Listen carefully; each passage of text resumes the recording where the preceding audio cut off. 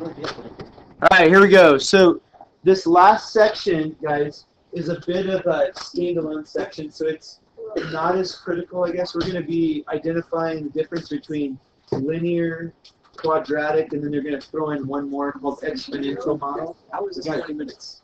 Did we already do it? It's not long, it's 20 minutes. So there are three different types of models that we've studied. One of them is linear. So write that down, y equals mx plus b. So y equals mx plus b, that was like all last semester. We were finding the equations of lines. What does m represent in this? Slope. Slope, and the b is the, what's the y-intercept in this specific one? 2. 1. Oh, shoot, sorry. Maybe 1 there, okay. Oh, there's 2. Quadratic equations are the form ax squared plus bx plus c. We've been learning how to graph and solve those. So y equals ax squared plus bx plus c. If a is positive, it's facing upward. The c is the y-intercept.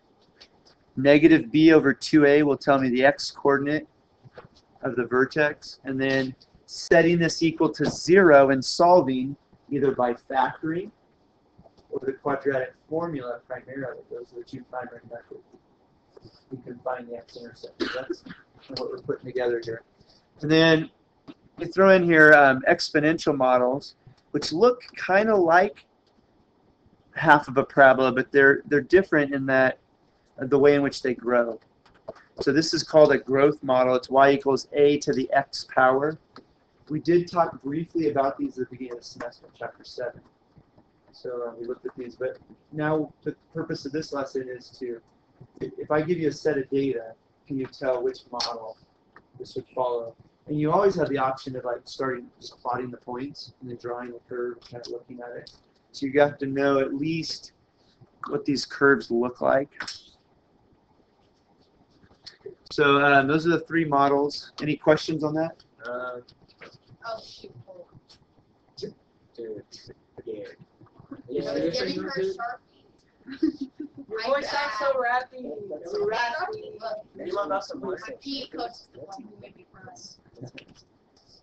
So we got y equals mx plus b, y equals ax squared plus bx plus c, y equals a to the x. So here we're going to choose which one of those this fits just by plotting the points. So plot the points with me. I think you can do this pretty quickly. 1 over 3 up, 0, 0. Wait, I thought it was 3. Sorry, 1. No, 1 over 3 up, 0, 0. Negative 3 over 3 up. Negative 1 over negative 1 down. Negative 2, 0. What's that looking like? Yes, so just write quadratic. It's like a puzzle. It's like a game. You draw the picture. Which picture is it? So it's a parabola. It's a quadratic. It's highly confusing at first. I thought the negative 3, 3 is Wait a minute. Yeah. If you misplot a point, it could fall in the category of none of the above. Okay, try the next one, Nick. What? Connect the dots. Does it look like a U Yes. or an N? Then it's a parabola or quadratic. What about right here? Negative 1, negative 2. 0, negative 1. 1, 0.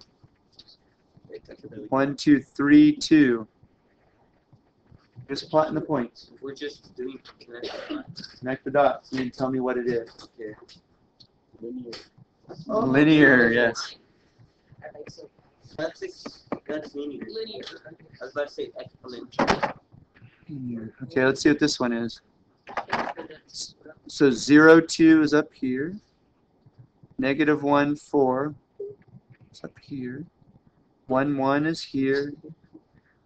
2, 0.5 is here. So it's not quite like the picture I gave you in the beginning. It's kind of flipped around, but this is an example of exponential.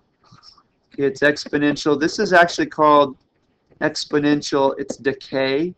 Decay means it's going down. It's like if you have, if you're in health careers or as you get into algebra 2, you'll study decay models. But say you have some medicine that has a certain shelf life. Oh. So every half-life they call it. So every 11 days maybe it dissipates, so then only half of it is left, and then the other half. So, or the potency of it or whatever is going down a certain number of hours. That's what it would look like. It's exponential decay. And exponential growth would be like, well, at least like an initial population of rabbits or something. You know, rabbits are exponential growth until they reach that plateau in which they stay in equilibrium state. Which there's not enough. So this would be an AP environmental science might say this. The equilibrium state. I asked them if they would rather get a penny if they doubled every day or $1 million at once. A penny gets exponential. It is. Yeah, we did this. You asked us the. Would you rather get $5,000 every day, or what's the biggest number you can? It's infinity. 27 today. All right. Did you guys try these? Have you plotted them? Plot these points. Let's see what we come up with down here.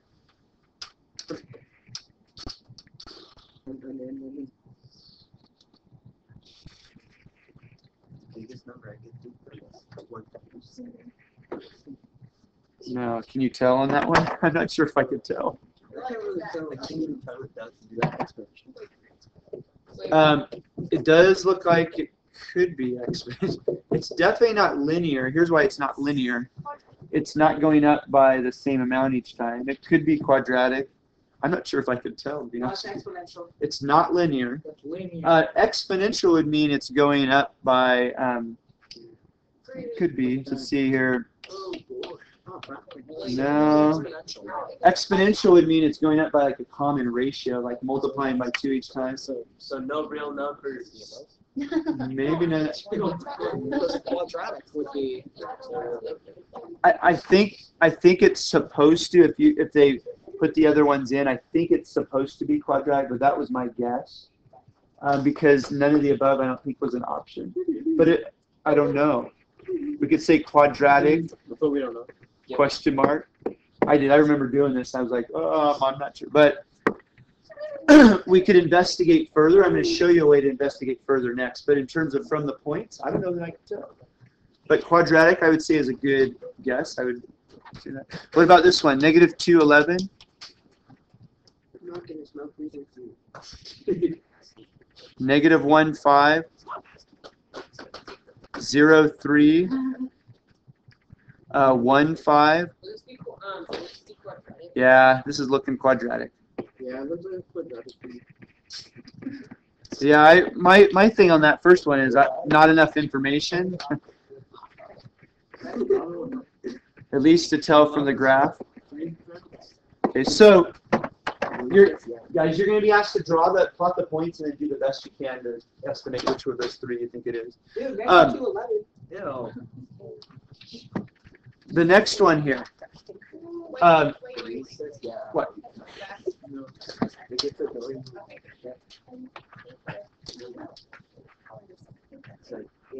On the next page, we're going to look at just looking at the table of values. And once again, you could graph it, but there's a way to tell from the table. We've talked about this before. Like with linear, what are you looking at in the table? If it's straight. Straight. What do you mean by straight? So, If it's linear, what's going to be true about the differences in the y? less. They're going to be going up and even. Yes, like this one does here. They're actually going down. So this model right here is linear. Here's how, guys, listen carefully. Linear is what degree? It goes up by constant number. Goes up by a constant number, and the x on the linear pattern is first degree, right? Quadratic is second degree. So if it takes till the second row of differences before you start getting a constant like what's happening here, then it is actually quadratic. So let me say that one more time. And I should back up a bit. It must be true that x is going up by 1 each time. If x is going up by 1 each time, you look at the y's and you find. You guys stop talking? Yeah. Please, you guys are trying to learn. Oh, sorry. So here's what you're going to do on this. You can tell without ever graphing it. You're welcome to graph it if you want. Go for it. But Right here, you look at the constant differences, and you see the difference from 0 to negative 0.25 is negative 0.25. The difference from there to there is negative 0.75. From there to there is negative 1.25. From there to there is negative 1.75. So those are not constant. But if when you go to find the next set of differences, it ends up being constant, you have a second degree equation, meaning it's a quadratic. Later on in Algebra 2, you'll learn a method for finding what the quadratic equation is. But all that I want you to do is to be able to identify that this is quadratic. Okay. Unfortunately, they did the boring one here for this. We'll have to find one that's quadratic. This is definitely linear. They should have chosen a different one, because we already know that's linear. Section summary. Because first row of what we call constant differences is the same. What if they had been different and I had to go to another column and then find the differences and then they were the same? Then it, so that's it. So Which one exponential? exponential? Good question. I feel like it goes like 0, 1, 3, Here's the deal. Exponential is like the pennies. Okay, guys, listen. That was a good question. How do you know if it's exponential from the table? If, as you go up by ones, this thing maybe doubles or triples or quadruples. So like if I went from 1 to 2 to 4 to 8, that would be exponential.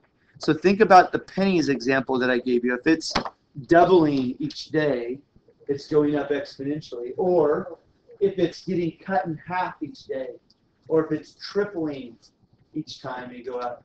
So if it's going up by a constant, we call it a ratio. We call it a constant ratio. So here's a quick, If it's neither like even increments or doubling or tripling or something, then it's a quadratic. Not necessarily. It would be quadratic. It could be nothing. But it would be quadratic if in the second column of differences, like what I'm doing here, Is that the only way it could be quadratic? yes, it's quadratic. So please write a summary. Today we're learning how to Find quadratic. tell the difference between the quadratic, linear, and exponential. Really think that's